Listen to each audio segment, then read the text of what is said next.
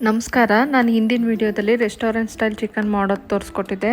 ಒಂದು ಸಲ ಚೆಕ್ ಮಾಡಿ. ನಾನು ಈಗ ಮಟನ್ ಸಾಂಬಾರು ಮಾಡೋದು ಹೇಗೆ ಅಂತ ತೋರಿಸ್ಕೊಡ್ತೀನಿ. ಸಖತ್ತು ರುಚಿಯಾಗಿರುತ್ತೆ.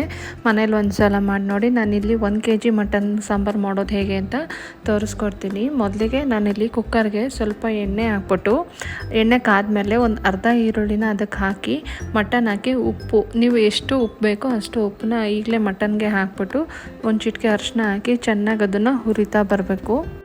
ನೀವು ಸಾಂಬಾರಿಗೆ ಎಷ್ಟು ಉಪ್ಪು ಹಾಕ್ತೀರೋ ಅದರ ಮುಕ್ಕಾಲು ಭಾಗ ಉಪ್ಪನ್ನ ಇದಕ್ಕೆ ಹಾಕಿದ್ರೆ ಚೆನ್ನಾಗಿರುತ್ತೆ. ಮಟನ್ಗೆ ಉಪ್ಪು ಹಿಡಿದಷ್ಟು ರುಚಿ ಜಾಸ್ತಿ ಇರುತ್ತೆ, ಇಲ್ಲಾಂದರೆ ಸಪ್ಪೆ ಸಪ್ಪೆ ಥರ ಅನಿಸುತ್ತೆ, ಸಾಂಬಾರು ಅಷ್ಟು ಟೇಸ್ಟ್ ಆಗೋಲ್ಲ. ಹಾಗಾಗಿ ನಾನು ಮುಕ್ಕಾಲು ಭಾಗ ಉಪ್ಪನ್ನ ಈಗಲೇ ಹಾಕ್ಬಿಟ್ಟು ಚೆನ್ನಾಗಿ ಅದನ್ನು ಹುರಿತಾ ಬರ್ತೀನಿ. ಮಟನ್ನು ಆದಷ್ಟು ನೀರು ಬಿಡೋವರೆಗೂ ಚೆನ್ನಾಗಿ ಅದು ಓಪನಲ್ಲೇ ಹುರಿತಾ ಬನ್ನಿ ಕುಕ್ಕರಲ್ಲಿ. ಆಮೇಲೆ ನೀವು ಪ್ಲೇಟ್ ಹಾಕಿ 2 ವಿಷಲ್ ಕೂಗಿಸ್ಬೇಕಾಗತ್ತೆ. ನೀವು ಇದನ್ನು ಹೈ ಫ್ಲೇಮಲ್ಲೂ ಹುರಿದ್ರೂ ಆಗುತ್ತೆ. ನಿಮಗೆ ಗೊತ್ತಾಗುತ್ತೆ, ಅದು ನೀರು ಬಿಡ್ತಾ ಬರುತ್ತೆ ಮಟನ್ನು. ನಾನಿವಾಗ ತೋರಿಸ್ತಾ ಇದ್ದೀನಿ ನೋಡಿ. ಮಟನ್ನು ಚೆನ್ನಾಗಿ ಹುರಿದು ಅದು ನೀರು ಬಿಟ್ಟೈತೆ. ಲಾಸ್ಟಲ್ಲಿ ನೀವು ಟೀ ಗ್ಲಾಸಲ್ಲಿ 1-2 ಗ್ಲಾಸಷ್ಟು ಬಿಸಿನೀರನ್ನ ಹಾಕಿ 2 ವಿಷಲ್ನ ಕೂಗಿಸ್ಕೋಬೇಕಾಗುತ್ತೆ ಮಟನ್ನ. ಅದನ್ನ ಪ್ರೆಷರ್ ಬಿಡೋದಕ್ಕೆ ಹೋಗಬೇಡಿ. 2 ವಿಷಲ್ ಆದಮೇಲೆ ಅದಾಗದೇ ಪ್ರೆಷರ್ ಬಿಡೋವರೆಗೂ ವೆಯ್ಟ್ ಮಾಡಿ. ನಂತರ ನಾನೀಗ ಮಸಾಲೆ ತೋರಿಸ್ಕೊಡ್ತೀನಿ. ನಾನಿಲ್ಲಿ 2.5 ಈರುಳ್ಳಿನ ದಪ್ಪ ದಪ್ಪದಾಗಿ ಕಟ್ ಮಾಡಿಕೊಂಡು ಎಣ್ಣೆಲಿ ಬಾಡಿಸ್ತಾ ಇದ್ದೀನಿ. ನಾನು ಖಾರ ಬೆರೆಸಿರೋ ಧನಿಯಾ ಪುಡಿ ಬಳಸಿರೋದ್ರಿಂದ ನಾನಿಲ್ಲಿ ಬ್ಯಾಡಗಿ ಮೆಣಸಿನ್ಕಾಯಿನ ಬಳಸ್ತಾ ಇಲ್ಲ. ಈಗ ಧನಿಯಾ ಪುಡಿ ಹಾಕ್ತಾಯಿದ್ದೀನಿ. ಇದರಲ್ಲಿ ಖಾರ ಆದರೆ ಮಿಕ್ಸ್ ಆಗಿರೋದ್ರಿಂದ ನಾನು ಬ್ಯಾಡಗಿ ಹಾಕ್ತಾಯಿಲ್ಲ. ನಾನಿಲ್ಲಿ ಒಂದು 3-4 ಸ್ಪೂನಷ್ಟು ಧನಿಯಾ ಪುಡಿನ ಹಾಕ್ತಾಯಿದ್ದೀನಿ.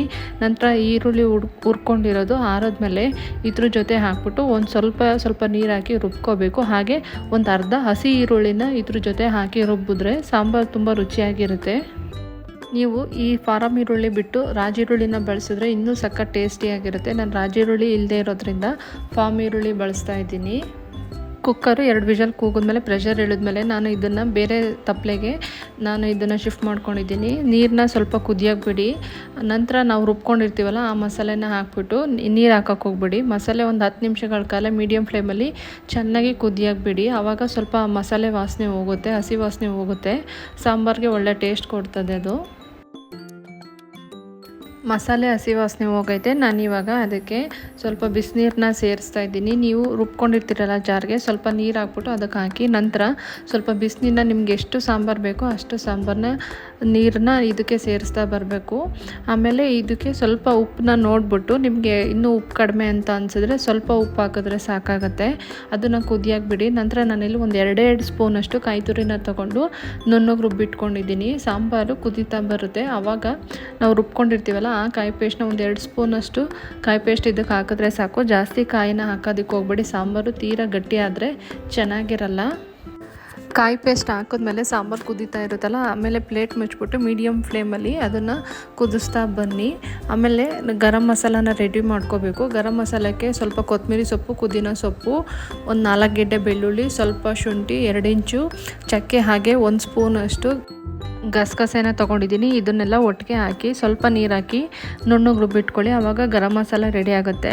ನಾವು ಸಾಂಬಾರಿಗೆ ಕಾಯಿ ಹಾಕಿ ಒಂದು 15 ನಿಮಿಷ ಆಗೋವರೆಗೂ ಕುದಿಸ್ತಾ ಇರಿ. ಅದಾದಮೇಲೆ ನೀವು ಗಸಗಸೆ ಮತ್ತು ಎಲ್ಲನೂ ಹಾಕಿ ರುಬ್ಕೊಂಡಿರ್ತೀವಲ್ಲ ಗರಂ ಮಸಾಲಾನ, ಅದನ್ನು ಹಾಕ್ಬಿಟ್ಟು ಒಂದು 15-20 ನಿಮಿಷಗಳ ಕಾಲ ಚೆನ್ನಾಗಿ ಅದನ್ನು ಕುದಿಸ್ತಾ ಬನ್ನಿ. ಸ್ವಲ್ಪ ಸಾಂಬಾರು ಎಣ್ಣೆ ಬಿಡೋ ಥರ ಆಗುತ್ತೆ. ನಿಮಗೆ ಗೊತ್ತಾಗುತ್ತೆ ಮಟನ್ ಬೆಂದಿದೆ ಅಂತ.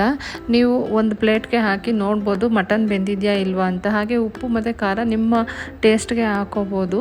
ಈಗ ನೋಡಿ ಮಟನ್ ಸಾಂಬಾರು ರೆಡಿಯಾಗಿದೆ. ನನ್ನ ಈ ವಿಡಿಯೋ ನೋಡೋದಕ್ಕೆ ಧನ್ಯವಾದಗಳು.